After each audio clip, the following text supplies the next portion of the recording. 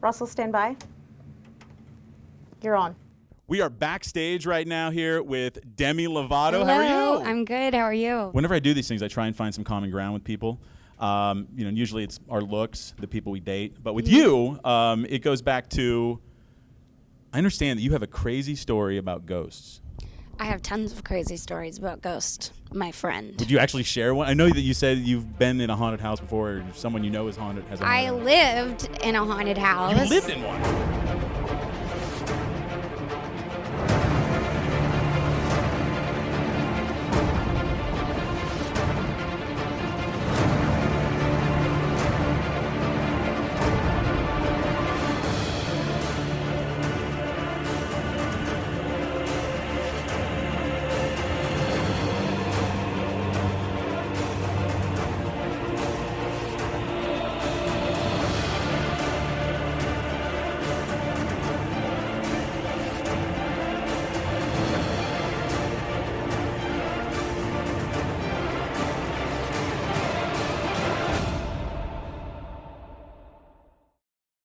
My childhood home, like ghosts are so normal to me and my family because we grew up with tons happening. And one night I even saw a little girl standing in my closet, and it was the scariest thing I've ever seen. Like, for real? Like, it's just Yeah, as plain yeah, as yeah. day, you saw a little girl? Yeah, in the corner of my closet. It was like, she was like dressed like she was from the 1800s. Because I got to ask you, because the common ground here is, believe it or not, this is going to sound weird, but we all have weird hobbies, right? Mm-hmm. I go ghost hunting. I love ghost hunting. Are you serious? Yes. When are we going? When are we doing this? Whenever you want. It's really a shame that Demi couldn't make it tonight because the San Antonio Fire Department has invited us to check out station number 9,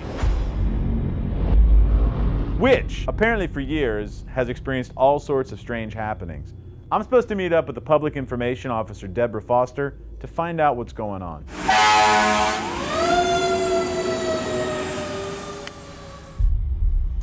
Hey guys, I'm actually looking for Deborah. Has anybody seen Deborah? No? So far, I'm the only ghost in here. Something I said. Hey, Russell! Holy cow, what is... How are you doing?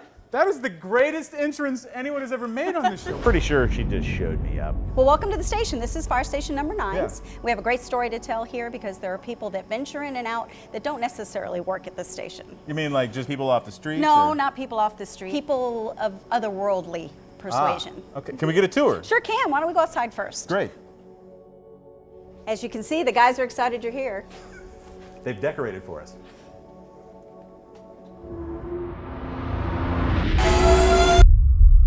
As you can tell, it's a beautiful old station. It's actually 100 years old.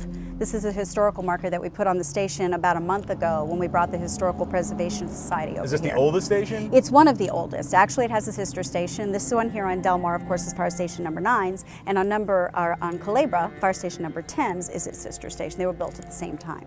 This plaque was actually put here in commemoration of Ramiro Rivera, who was a veteran firefighter of 15 years, and he actually died in the line of duty. So how did he die? Well, if we go inside, I can show you. Look, even the battalion chief is excited that you're here.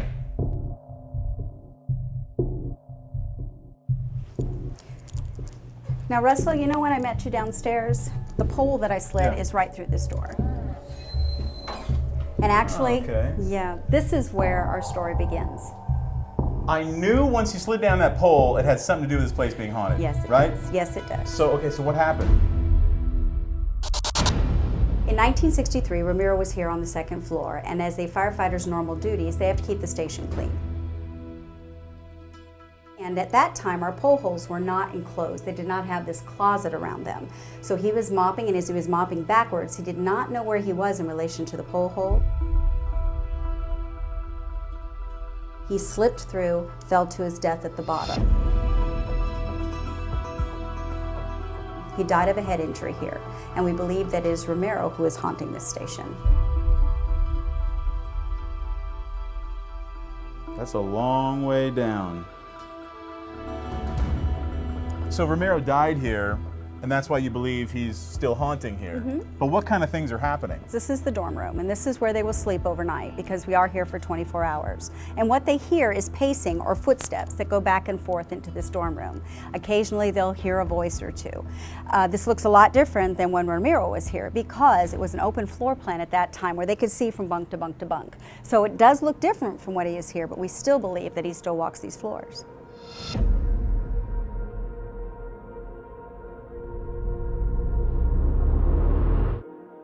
Deborah reports firefighters have not only heard footsteps and voices, they've also experienced bizarre electrical interferences, and in one instance, even saw what they believe to be the ghost of Ramiro.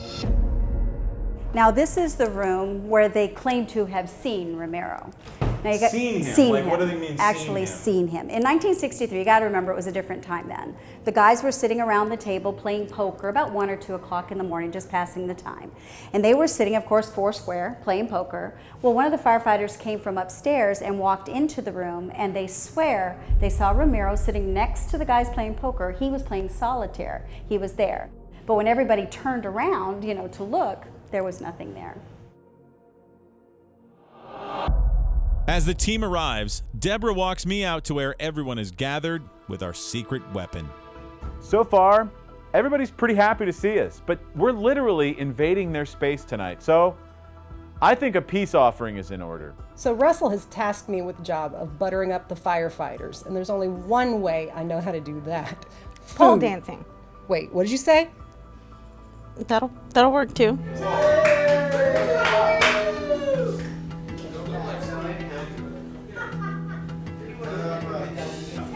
All right, so seriously though, raise of hands, does anybody, first off, do you believe in ghosts? Raise of hands if you think that this fire station is haunted. Only a couple of you, all right. Guess we're gonna have to sit out to prove you right or wrong tonight. Right on cue, just as dinner ends, the firehouse gets sent out on a call, leaving one person feeling more comfortable with telling us about his personal experience on the second floor. I was lying down on this bed right here, and I'm usually the last person in bed. I usually go to bed about 2 o'clock, and I was just right on the verge of sleep and wakefulness, you know, you're on the edge of sleep. And I'm lying on my side like this, and I felt this, like someone sat on the edge of the bed. It was scary, and just sat there with my eyes just wide open, just waiting for what was gonna happen next. All right, guys, so we're here at fire station number 9. And we've got one firefighter who died in 1963. He fell through the pole hole. They've heard footsteps, they've heard voices. They've actually seen a full body apparition. So you mean that this is still an active fire station? At any point in time, they could get a call and be heading out of here. So that may scare the crap out of us more than anything. So there are actually going to be firefighters in here? Yes? They can spray me down. Vanessa, let's keep this professional. One more thing, guys, before we get going here tonight. Obviously, there's one person who is not here right now. We're missing Joey.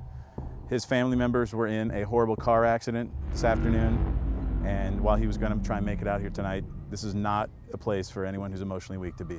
I really hope Joey's family's okay. It's never good to start out an investigation on a negative note, but I'm excited for tonight. This place has never been investigated.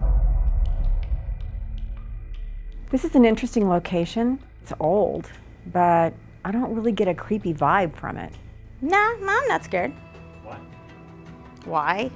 Because there's all this eye candy around here to protect us. As setup nears completion, the team moves into place. We are running cable and making sure that all our cable is away from these guys in case these guys have to run. So we're going to be taping down on the floor. We've got one cable, one camera sitting up here. It's going to be focused down this hallway. Got a camera right here. We are ready to rock and roll in just a bit.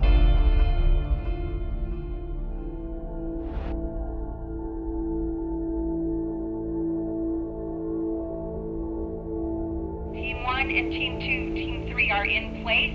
We are beginning our investigation at Firehouse 9. So we are upstairs right now, and what's going to make this difficult tonight is there There are guys sleeping up and down the line over here. I don't know about you, but when somebody wakes me up when I'm sleeping, I get pretty pissed. So we're going to be very careful. This is the room where Captain Ortega literally felt someone push down on the bed. So we're gonna do an EVP session and see what happens. So you're a firefighter, eh? Hear that tapping? Mm-hmm. I did. What is that? It honestly sounds like there's someone tapping their foot in the room, but it isn't any of us. If that's you tapping, can you do it again?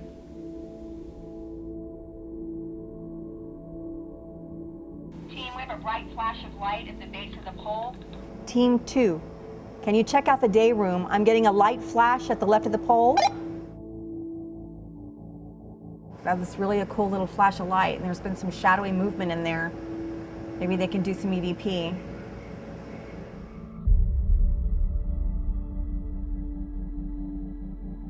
We just moved to the day room because Joe caught a light flashing on the infrared camera that we have face down in here.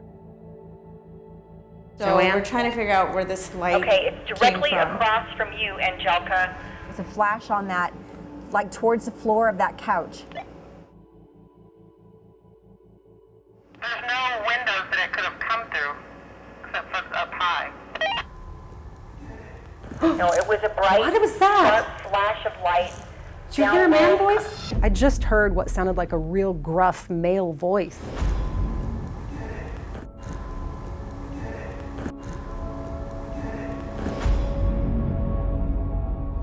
Hey, Romero, are you here? I don't know if it was Romero or somebody else, but it was definitely a man. Romero, are you here?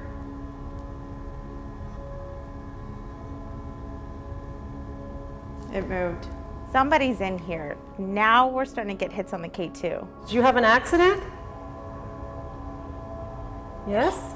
K2 is an EMF detector that shows its levels by different lights instead of giving exact readings and numbers. And on investigations, we can use it to ask yes/no questions to see if they can light it up all the way across for yes and maybe do it twice for no. Are you in this room somewhere else? Are you watching through one of the windows? And they're gone. This always happens. Just when it starts to get good, they disappear. Team 1 is on the move.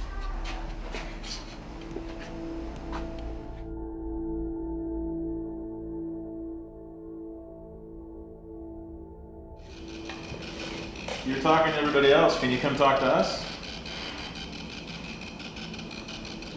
Whoa. Did you see that? Yeah. The K2 just spiked big time.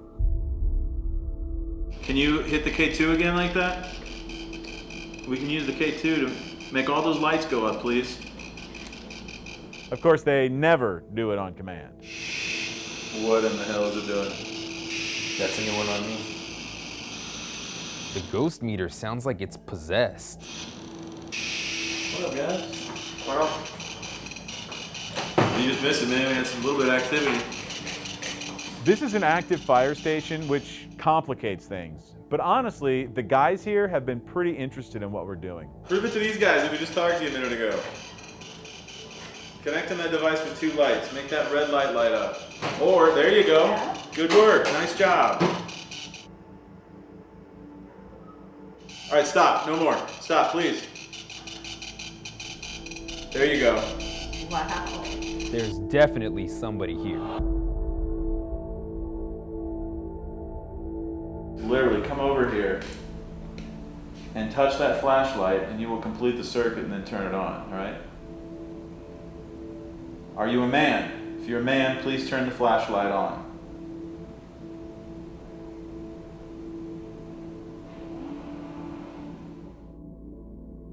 Are you a traveler? Did you come here with someone? Whoa. A traveler? No clue who this could be. You know, if we lose a patient in the back of the ambulance, where did they go? And we drive the ambulance back to the station. When Deborah said we might be dealing with somebody who died in the back of the ambulance, I got chills down my spine. Did you die back in the back of that ambulance? If so, turn the light on, please.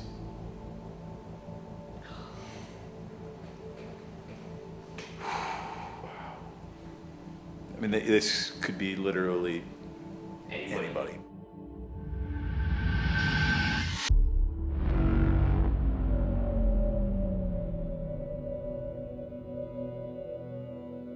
Teams 1, 2, and 3, that's the end of first rotation.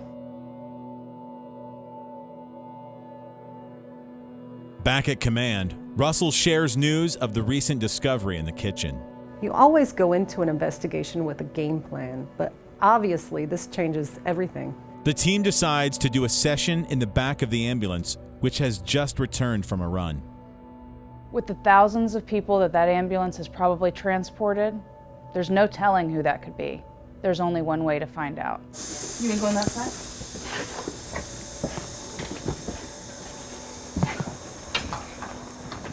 I don't like it in here already. Are you here with us in the ambulance?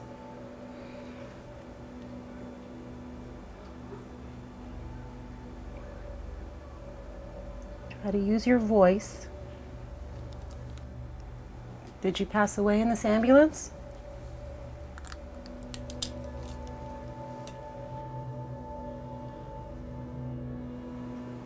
I feel dizzy in here. Look at the K2. Oh, hello. Shoot. Hi. Are you a female? Light it up to red if you're a female. If you're a male, light it up to red. Were you in an accident?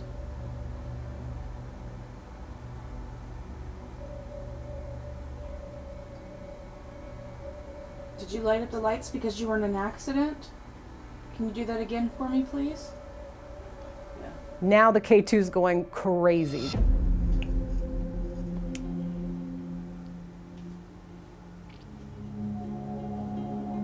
Was the accident caused by someone else?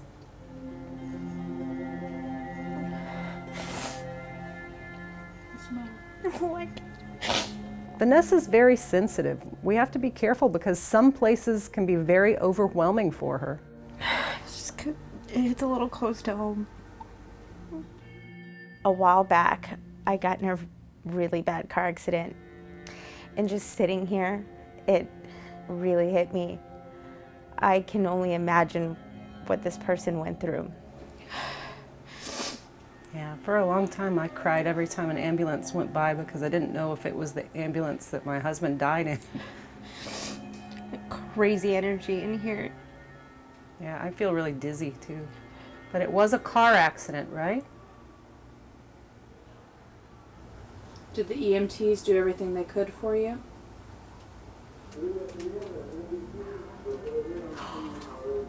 Did you hear that? When Kendra asked if the EMTs had done everything they could, something whispered no. Did the EMTs do everything they could for you?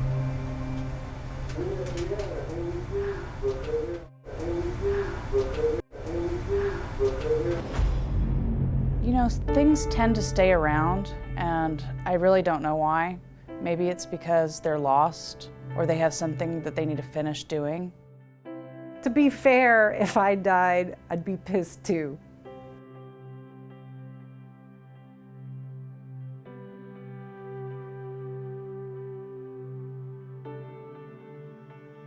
Some investigations are scary, but this one was extremely emotional. I'm drained.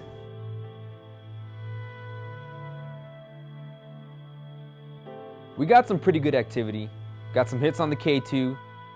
Some people even heard EVPs in real time. But now, the hard work of evidence review begins. Mix 96.1, it's the Russell Rush Show, and now in studio to teach us all how to properly slide down a fire pole. Deborah Foster's here from the San Antonio Fire Department. Welcome. Thank you for having me. How are things at fire station number 9 these days? They're actually very busy. And so we've gone through all the stuff, and now this is the evidence that we've captured from fire station number 9. Most of what happened was upstairs, believe it or not, and we had motion lights set up all throughout there that would go off obviously when there was motion. So if you walked in front of it there, you would actually see it. So in this first clip, you're going to actually see one of the firefighters who doesn't realize that we have a camera set up over there. Oh, well, they don't always he pay is attention. topless, ladies, and he's walking around. And you can see that the motion lights actually get set off by him walking by.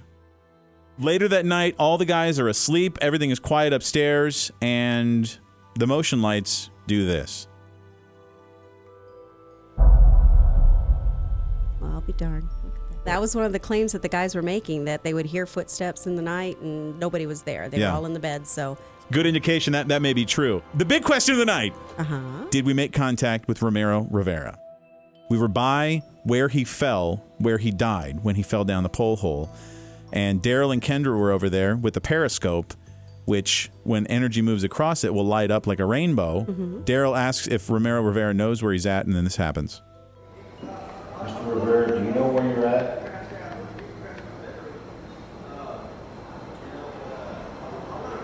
Oh, just look at the red light. Look, you seen it? You get the red light on there?